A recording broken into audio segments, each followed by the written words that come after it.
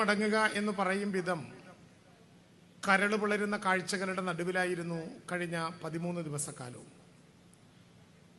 അവിടെ ഒത്തൊരുമയുടെയും രക്ഷാദൗത്യത്തിൻ്റെയും കാരുണ്യപരമായിട്ടുള്ള മനസ്സിൻ്റെയും അടയാളപ്പെടുത്തലായി ആയിരക്കണക്കിന് സന്നദ്ധ പ്രവർത്തകരും ആയിരക്കണക്കിന് വിവിധ നിലവാരത്തിലുള്ള സൈന്യവും ഒത്തുചേർന്നപ്പോൾ മലയാളിക്ക് ചെയ്യാനാകുന്നതെല്ലാം ഒരു ദുരന്ത ഭൂമിയിൽ ചെയ്യാനും ഈ ദുരന്തമുണ്ടായ ആദ്യത്തെ 1 മണിക്കൂറിനുള്ളിൽ രക്ഷപ്പെടുത്താൻ കഴിയുന്ന മുഴുവൻ ജീവനുകളെയും രക്ഷപ്പെടുത്താനും നഷ്ടപ്പെട്ടവരുടെ വികാരങ്ങൾക്കൊപ്പം അവരുടെ കണ്ണുനീര് തുടച്ചവരോടൊപ്പം നിൽക്കാനും നമ്മുടെ സമൂഹത്തിനാകെയായി എന്നുള്ളത് ഏറ്റവും ശ്രദ്ധേയമായ സംഭവങ്ങളിലൊന്നാണ്.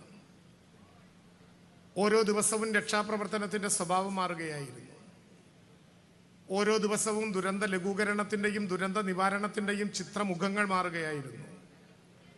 ആദ്യ ദിവസം വടം കെട്ടിയും താൽക്കാലിക പാലം നിർമ്മിച്ചും സൗഹാരരുദ്രയായി മാറിയ ഗായത്രി പുഴയുടെ അപ്പുറത്തുള്ള മുഴുവൻ മനുഷ്യജീവനുകളെയും ഇപ്പുറത്തെത്താൻ കഴിഞ്ഞതു മുതൽ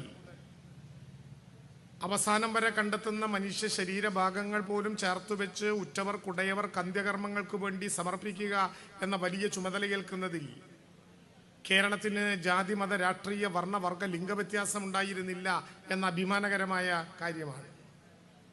ഞാൻ ബന്ധപ്പെട്ട സുഹൃത്തുക്കളോടെല്ലാം പറയുകയായിരുന്നു, ആ പ്രവർത്തനത്തിൽ നമ്മുടെ യുവതലമുറ വഹിച്ച പങ്ക് വളരെ നിർണായകവും വളരെ ശ്രമകരവുമായിരുന്നു.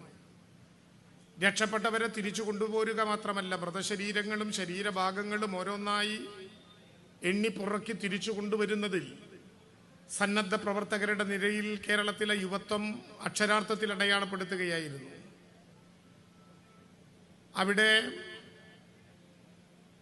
സാധാരണ നിലയിൽ കൊണ്ടുവരുന്ന അവയവങ്ങളിലും മനുഷ്യജീവനുകളിലും മൃതശരീരങ്ങളിലും തിരിച്ചറിയപ്പെടാത്തത് മുഴുവൻ പൊതുസമൂഹത്തിൻ്റെ മുമ്പിൽ നിന്നുകൊണ്ട് മറവ് ചെയ്യുക, ബുറയിൽ നടത്തുക എന്ന വലിയ പരിശ്രമത്തിൽ എല്ലാവരും ഒരുമിച്ച് ഏർപ്പെട്ടു. ക്യാമ്പുകളിൽ ഓരോരുത്തരെയും സഹായിക്കാൻ വെമ്പൽ കൊണ്ട് ചെയ്യാവുന്നതെല്ലാം ചെയ്യാം എന്ന് നിശ്ചയിച്ചു. SSFൻ്റെ ഈ സാഹിത്യോത്സവത്തിൽ പങ്കെടുക്കുമ്പോൾ വളരെ സന്തോഷപൂർവ്വം പറയട്ടെ, SYSൻ്റെ നേതൃത്വത്തിലുള്ള സ്വാതന്ത്ര്യ പ്രവർത്തകർ ഇന്നും അവിടെ ക്യാമ്പ് ചെയ്തുകൊണ്ട് ആ പ്രവർത്തനങ്ങൾക്ക് നേതൃത്വപരമായ പങ്കുവഹിക്കുന്നത് അഭിമാനത്തോടെ കാണാൻ കഴിഞ്ഞ ആളുകളിൽ ഒരാളാണ് ഞാൻ. എല്ലാ രാഷ്ട്രീയ യുവജന പ്രസ്ഥാനങ്ങളും ആ വിധത്തിലുള്ള അവരുടെ പ്രവർത്തനങ്ങൾ അടയാളപ്പെടുത്തി. 4 ദിവസം മുമ്പ് സാന്ത്വനത്തിൻ്റെ പ്രവർത്തകർ ഗായത്രി പുഴയുടെ ഇപ്പുറത്ത് ചൂരൽമലയിലെ വീടുകൾ വൃത്തിയാക്കുന്നവരുടെ കൂട്ടത്തിൽ 50 പവൻ സ്വർണം അവരുടെ കൈകളിലേക്ക് ലഭിച്ചു. 50 പവൻ സ്വർണം.